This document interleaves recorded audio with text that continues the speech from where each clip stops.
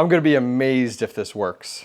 What's going on, guys, and welcome back to the channel. In today's video, we're gonna take my Gigabyte RTX 3070 and see if we can reflow it to bring it back to life. All right, so let's take a look at what we're working with today. So we're down here in my home office. This is our workbench here, and we have our test bench for GPU rigs over here. Now, here is our patient. This is a Gigabyte RTX 3070, and it's not even that old. I think under 2 years maybe. I don't honestly recall when I actually purchased this. However, I did, before we even created this video, go onto Gigabyte's website, put in the serial number, and it did tell me, of course, the warranty ended just a few months ago. I did reach out to their support. They did say, unfortunately, there's nothing they can do based out of it being outside of the warranty. So I can entirely understand. But this Gigabyte RTX 3070 is a great graphics card. It's a lower budget when it comes down to 3070s out there, but it absolutely does the trick. And the nice thing is on it too, I mean, take a look. You have two display ports and two HDMI ports, which is awesome when you're using multiple monitors. But today, this unit does not work. And we're gonna go ahead and try this reflow method that I've heard lots about on YouTube. And we're gonna go ahead and try it out. So let me get this installed in our test bench here to show you guys that it doesn't actually work. All right, so we got our fancy smancy Dell monitor here. We have it set up on our test bench. This model does use an 8-pin as well as a 6-pin. And we do have the DisplayPort cable plugged in back here. And if we swing around our monitor, maybe we'll go this side. Well, there we go, just like that. There we go, power and DisplayPort. So let's go ahead and turn it on. You can see we got our CPU fan spinning there. And let's give it a minute. So monitor is, you might be like, oh, the monitor is off. Well, here we'll go ahead and press the button. I don't know if you can tell on camera, there's a little bit faint white light there. Trying to get this to come on here. And if there was actually signal, it would go ahead and push through. We got nothing. Here, I'll even go ahead and turn this on again. There we go. Now you can see that white light come up a little bit better. And unfortunately, there we go. Entering power save mode is what it says. So today, we're gonna have a little fun with this RTX 3070. Thank you to today's video sponsor, ASICmarketplace.com. If you're in the market for the top ASIC miners, look no further than ASICmarketplace.com. They have some of the best miners on the market in 2025. To name just a few: Bitmain Antminer L9 and L7, the AlphaPex DG1 Plus, the Canon Avalon A15 XP, and many more. And oh, home miners, ASICmarketplace.com has you covered as well. The AlphaPex DG Home 1, the Bombax EZ100C, the Ice River AL2 Lite, and many more. Finally, 3 big reasons I like ASICmarketplace.com. First, the price on their website is to your door. Shipping and import tax is included in the price. Second, they accept cryptocurrency as a payment method. And third, I've been working with them for over 2 years and never had a bad experience buying from ASICmarketplace.com. Go check out ASICmarketplace.com today and use my discount code to save $100 at checkout. So before we begin, what exactly are we doing? What is reflowing? Well, what happens is that the solder joints on graphics cards will go ahead and actually break over time. It does happen, unfortunately. And so what we're doing today is a process called reflowing. And there's loads of really great YouTube videos out there. I recommend that you go look at them of how to do this process. And I have no clue if this is gonna work, but we have nothing to lose with our Gigabyte RTX 3070. So the process looks like stripping this down, removing the heatsink, removing the fans, everything like that, cleaning it, getting rid of all the thermal paste and thermal pads, and then we're gonna go ahead and stick it in that toaster oven that you saw at the top of the video, and there is a process to reflow it. You put it on about 400 degrees Fahrenheit for about 8 minutes, and what that does is that gets it to a temperature to correct those broken solders, and then we'll put it back together and see if we can fix it. That's it. Nothing too crazy. As I said, we have nothing to lose, so let's get started.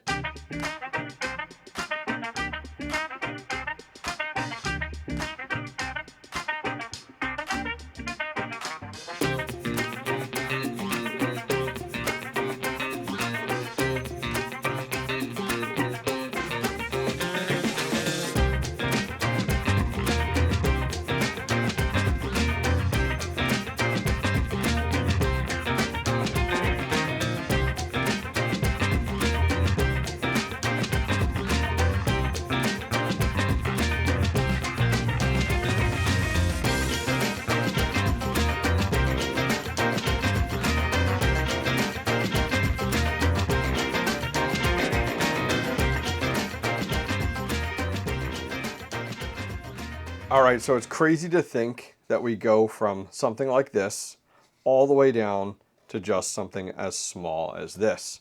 So we stripped down everything we could that it doesn't need to go in the oven. We hate to damage anything or put anything in the oven that really doesn't need to be. Now, is this going to entirely destroy this card? Not that I know of. I mean, it's not something that is recommended by the manufacturer and will absolutely void your warranty, but we have nothing to lose. This card doesn't work right now, so this is kind of our Hail Mary. So everything's been taken off. This card does not have your traditional 8 pins, kind of has this, almost looks like a little bit similar like a SATA setup here on the side. That actually comes with this little brick setup here. Here's our actually 8 and 6 pin. We got all that stripped off. We got all of our thermal paste off. We got all the thermal pads off everywhere as well. We were able to take off the back plate too. It's just, not that the black back plate would have had any issues at all. It's not made of plastic, but we thought we'd go ahead and trim it down. So now's the fun part. Let's head out to the garage, get a roll of tinfoil, and let's see how we make out. All right, so here comes the fun part. So we're out in my garage here.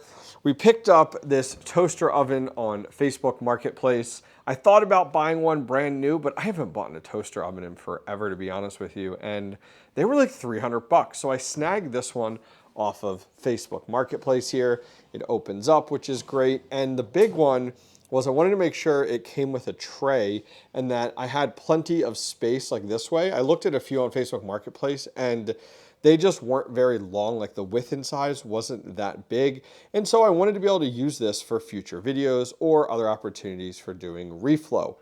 So pick this guy up. All we needed was an oven that would do like upwards of almost 400 Fahrenheit for the temperature there. And this worked out perfectly. I know nothing about this brand. I don't really care. Keep in mind, guys, if you go ahead and do this, you can't use that toaster oven for anything else other than this. Reason is when we do this, it's gonna stink, it's gonna give off chemicals and stuff like that that actually get inside of here. And so you don't wanna reuse this for food. So don't run this at home in like your home oven. Please, please, please be careful. So here's our card. We got it all ready to go. And here's kind of what I'm doing. Everything I've read online recommended to create these little tinfoil balls. And there's a lot of really good videos out there. And then we're gonna take our card and we're actually going to just put the tips of it. See, this is actually too close together. I need to like move this apart.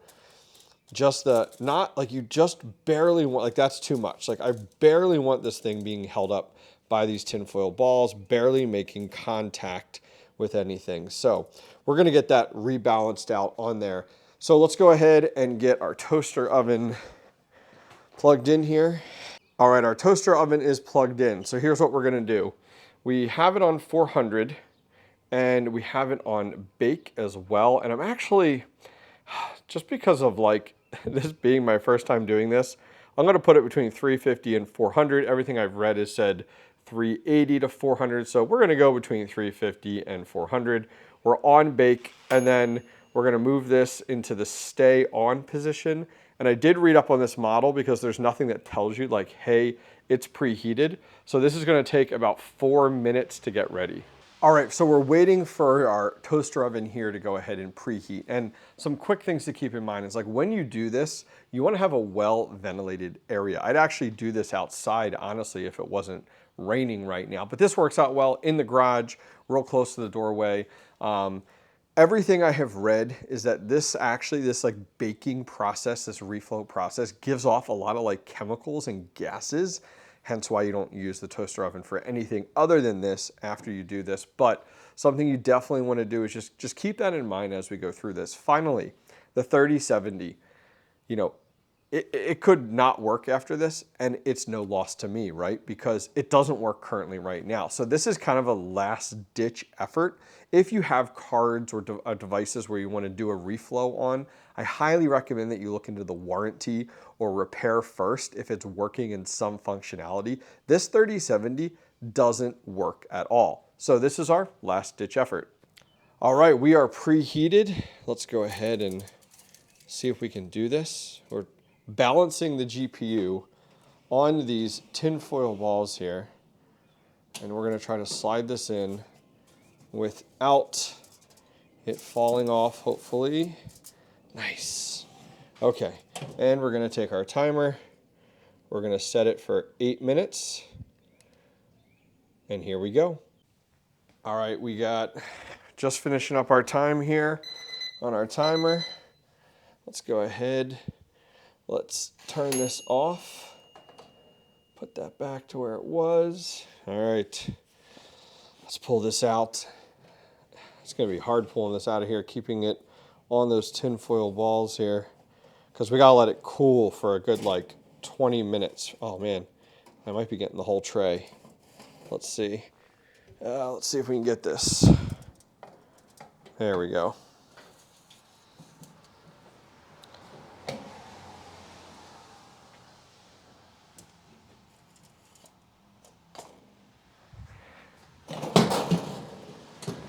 All right, so let's take a closer look. We just took this out of the oven here.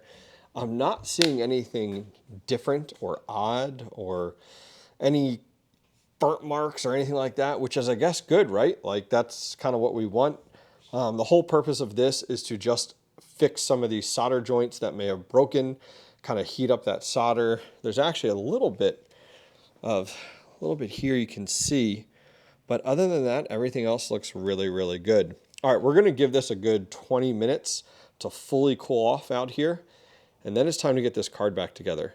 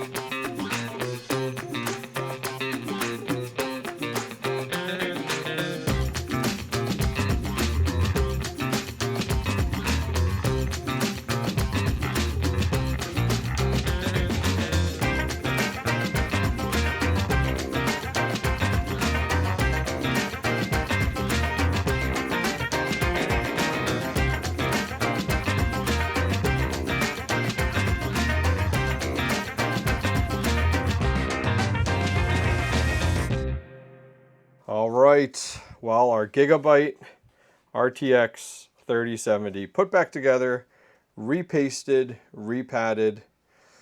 I don't know. What do you guys think? Look at that. Did we void the warranty? Got a little warranty sticker here. Warranty void if removed. Well, we didn't remove it, right? So we're good to go, even though it's definitely past and expired. So what's next? Well, let's get our workbench cleaned up and let's test this out and see how we did. All right, moment of truth. Our 3070 is reinstalled. Fingers crossed. Here's to hoping. Did we save our Gigabyte RTX 3070? I don't know. We got some RGBs on the side. Not that that means anything. Oh my gosh, it worked. It absolutely worked. I got to hit F1 here on the keyboard. There we go. Guys, it absolutely worked. I am thrilled. I did not expect our reflow to work. To be honest with you, my first time, I didn't know how things would work out. But take a look. Our RTX 3070 is back up and working. Can't wait to use this in a future build. You can tell I'm a little giddy, a little excited. Heck yeah. All right, guys, so that's going to wrap things up for today's video. I'm going to put links to a lot of the things that you guys saw that I used in today's video. If you're interested, maybe the iFixit kit, maybe you need some alcohol for cleaning off your cards, or you need some thermal pads. I'll link all that information directly down below. I'd love to hear from you guys. Have you guys tried to reflow any of your graphics cards before? That was my first time, and honestly, I will count that as a success. All right, guys, have a good one. Wondering what crypto miner hosting is and why you need it? If you're tired of dealing with high heat, constant noise, and skyrocketing electric bills from running your crypto miners at home, we've got the solution. Welcome to Terra Hosting. We make crypto mining hassle-free. Our top-tier facilities ensure your operations run smoothly with an impressive average 99% uptime. Need help? Our 24/7 support team and repair services are always ready to assist you. Got a broken machine? We offer RMA assistance to get you back on track as fast as possible. While you wait for your unit, Terra Hosting will loan you a similar model so that you don't lose hash rate, keeping your profits coming in. Looking to expand your farm? Our clients get significant discounts on mining hardware. Make the smart move to Terra Hosting. Visit terrahosting.io today and experience stress-free crypto mining.